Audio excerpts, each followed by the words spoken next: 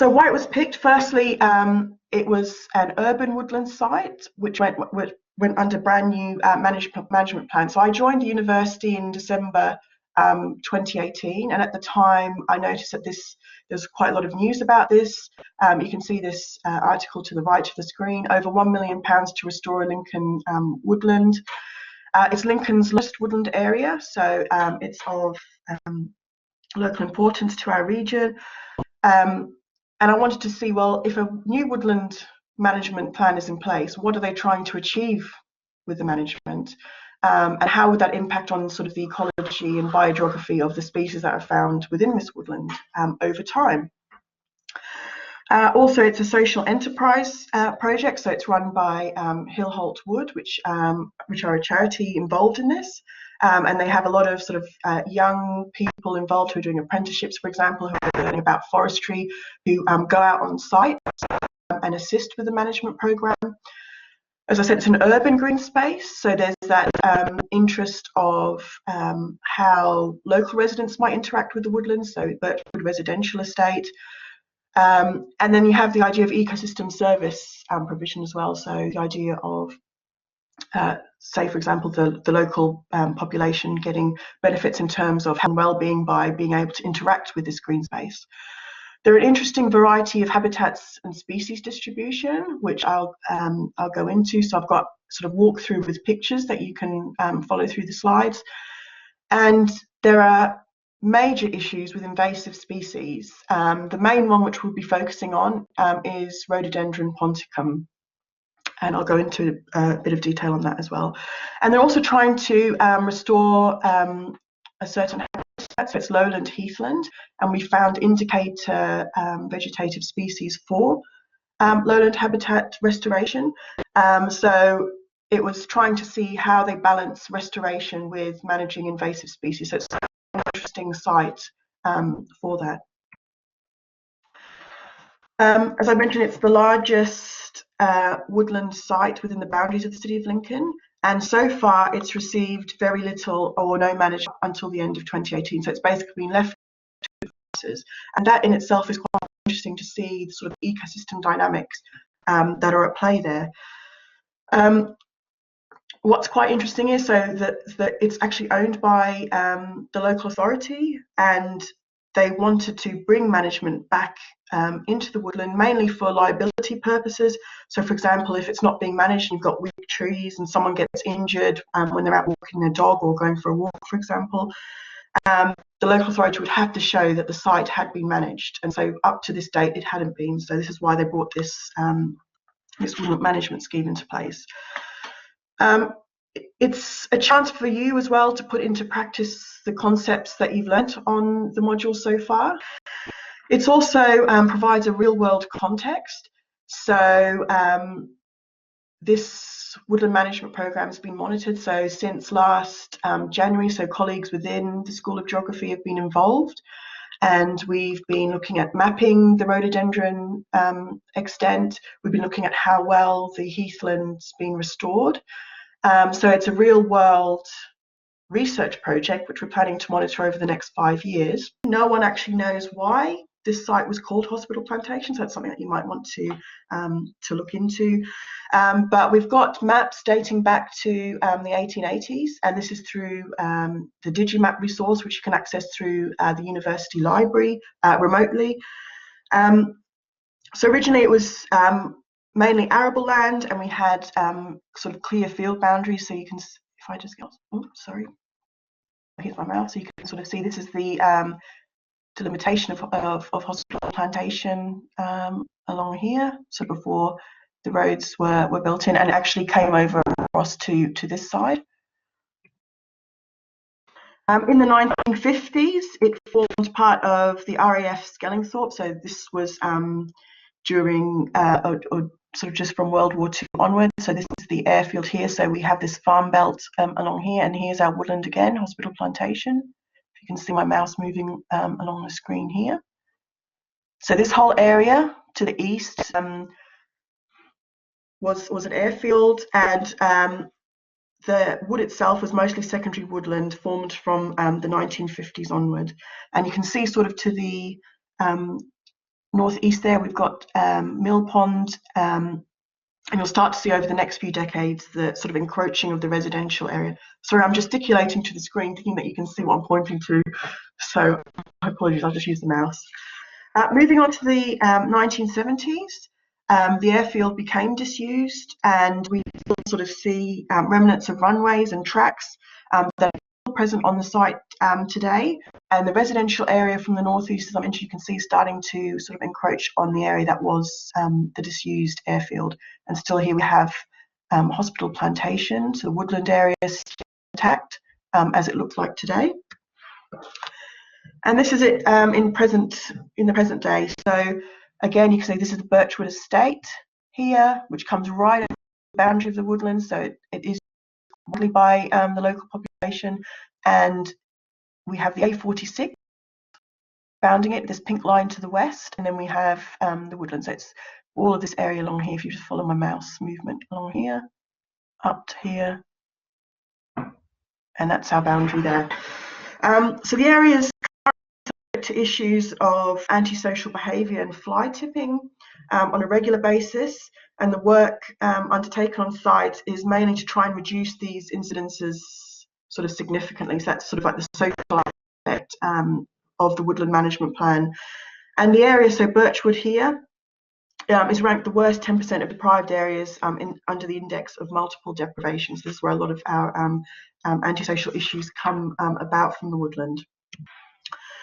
So in terms of the woodland management plan, as I mentioned, it's managed by Hill Holt Wood. They're a woodland social enterprise with charitable status. And I'll just go through some of the things that they cover in terms of their operation. They're involved in educating children and adults on the importance of connecting with nature. They provide alternative pathways and support for young adults, so for example through apprenticeship programs for them to become foresters. They create a space for those recovering from mental health issues.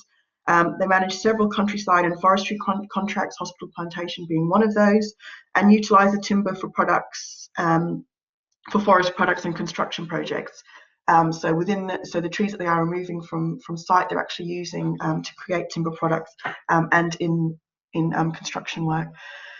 So with the plan, and it's been compiled by Hill Holt Wood, but developed with the full support of the Forestry Commission and the Woodland Trust. The idea is that forests should be designed to achieve a diverse structure of habitat, species and age of trees, fit to the scale and context.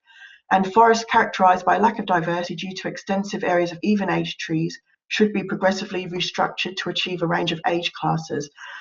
So it's this idea of trying to achieve diversity in terms of habitat, the species found, and the age of trees. And that's what the whole woodland management plan is working towards. In terms of the long-term vision,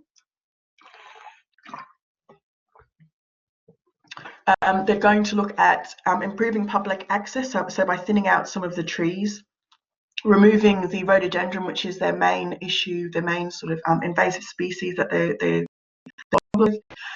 trying to promote a lighter, safer environment so that more of the local residents will use it, sort of engage with the green space, enhance biodiversity through selective tree felling.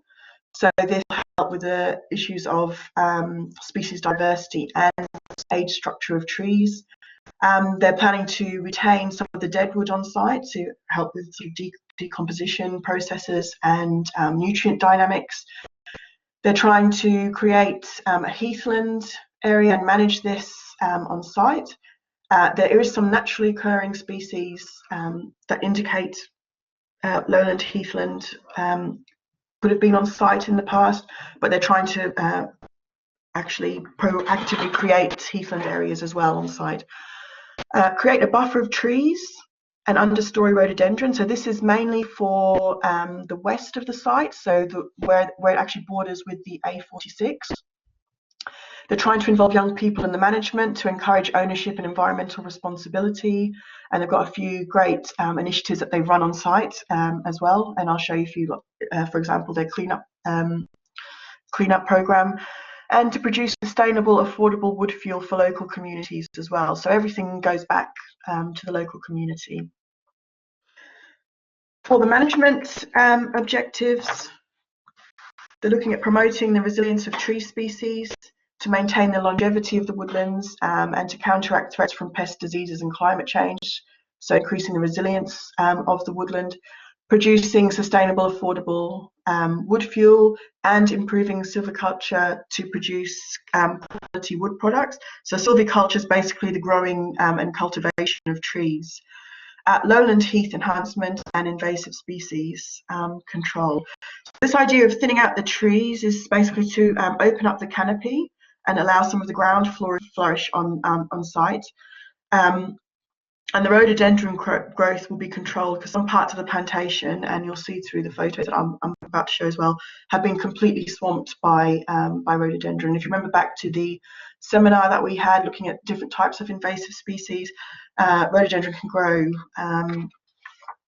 at amazing speeds, so sort of meters over a sort of summer period. So a little bit more background to the site. So it's owned by the Lincoln City Council. So since 1966, it was residual land and acquired from the Secretary of State. It has environmental significance to the area. So it's got value within the city's wider landscape setting. Central Lincolnshire Green Infrastructure Strategy from 2011. And Biodiversity Opportunity Mapping Study for Central Lincolnshire 2013. And both these references are really good for you to sort of have a look at, refer to in your report. So it'll give you some great background knowledge for you to be able to progress with that. And the idea was that we wanted to improve management on the site, improve biodiversity, and try and promote recreational activity and healthy lifestyles through these two strategies. And public access routes were created by the council between 1996 and 1999 as part of that. But so far, as I mentioned, up till December 2018, there was no formal routine maintenance on site.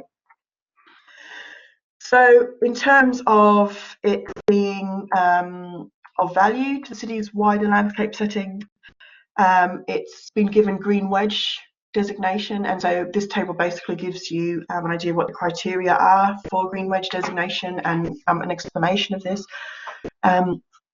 So let's have a look at number one. So preventing the coalescence of merging of settlements and preserving separate identity and character of settlements, are trying to keep sort of different residential areas apart, so green space between them, providing a green lung for urban areas, multifunctional uses, so providing open space, recreational facilities, maintaining and strengthening landscape character, trying to alleviate flood, links to green infrastructure, air quality management.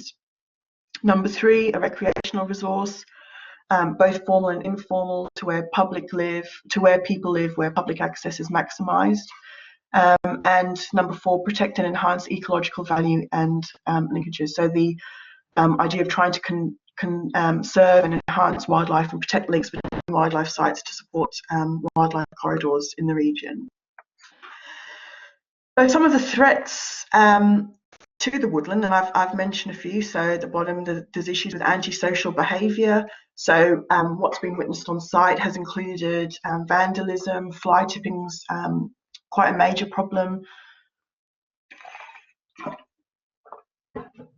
and motorbike riding. And there's been evidence of fires and sort of informal sort of logging as well, where local residents may have just gone in and removed trees themselves. We've also seen issues with plant health. So there's an issue with acute oak decline, and this picture here shows an example of what it looks like. So dark fluids leak from vertical cracks within the bark, and it affects mature native oak species. And it was noted in the UK sort of from the 1980s onward. There's issue with deer. So roe deer and muntjac have been on site, but there's issues with damage from browsing, particularly with increased coppicing, where it's cut back to the ground to stimulate growth. Then we have sort of the deer coming on site and actually causing damage to the coppice trees.